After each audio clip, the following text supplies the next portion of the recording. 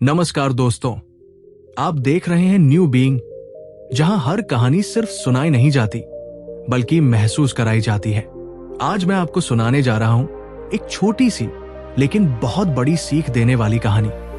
ये सिर्फ एक कहानी नहीं है, ये एक आईना है जो हम सबको हमारे जीवन की असलियत दिखाता है। तो आइए कुछ मिनटों के लिए रुके, सोचे और इस कहानी के साथ जुड़े। एक बार की बात है, एक सफल बिजनेसमैन जो अब संघर्षों से घिरा हुआ था, अपने जीवन में बेहद परेशान था।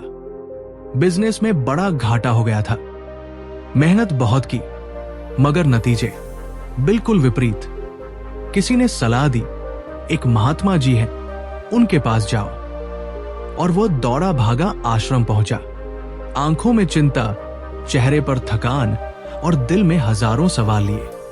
महात्मा जी ने दूर से ही देख लिया, मुस्कुराए नहीं, कुछ बोले भी नहीं। वो बिजनेसमैन अपनी व्यथा सुनाता रहा। महाराज, सब कुछ डूब रहा है, समझ नहीं आ रहा क्या करूं, कहां जाऊं। महात्मा जी ने चुपचाप एक चिट्ठी उठाई और कहा, यह तुम्हारे लिए है, घर जाकर अकेले में पढ़ना। वो व्यक्ति चिट्ठी लेकर घर गया। उत्सुकता इतनी थी कि जैसे ही कमरे में पहुंचा, दरवाजा बंद कर सीधे पढ़ने लगा। जो लिखा था उसने उसकी सोच की जमीन ही हिला दी।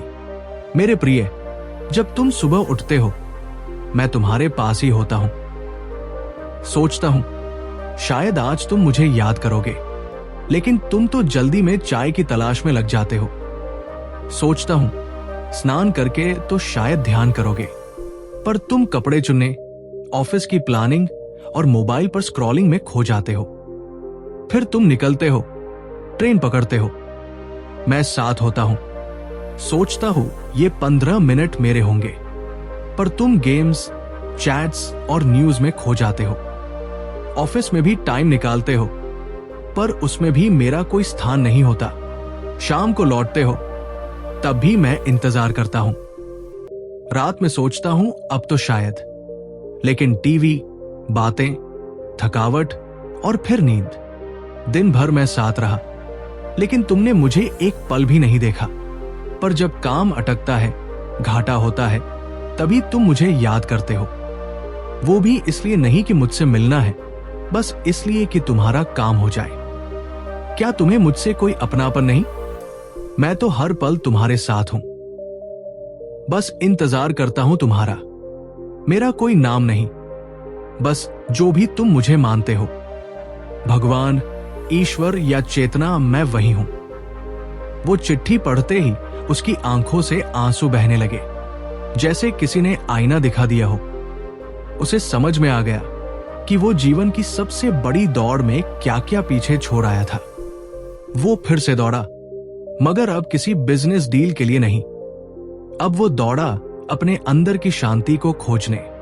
पहुंचा महात्मा जी के पास और रोते हुए कहा, महाराज, आपने मेरी आंखें खोल दी। अब समझ पाया कि मैं भगवान को सिर्फ तब याद करता था जब खुद को जरूरत होती थी।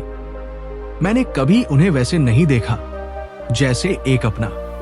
महात्मा जी मुस्कुराए और बोले, बस इतना समझ लो, वो हर पल तुम्हारे साथ है। तुम उनसे जुड़ोगे तो सब कुछ बदलने लगेगा। दोस्तों, हम सब उस बिजनेसमैन की तरह ही हैं।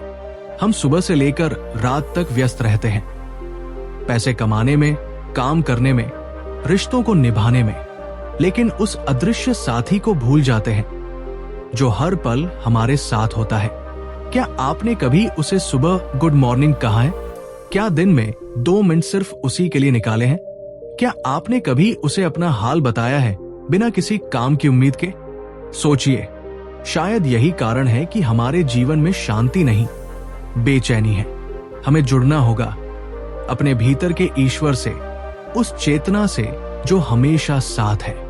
दोस्तों, अगर इस कहानी ने आपके दिल को छुआ है, तो एक बार आंख बंद करके सोचिए, क्या वाकई आप उसे याद करते हैं? अगर जवाब नहीं है, तो अब समय आ गया है कुछ बदलने का।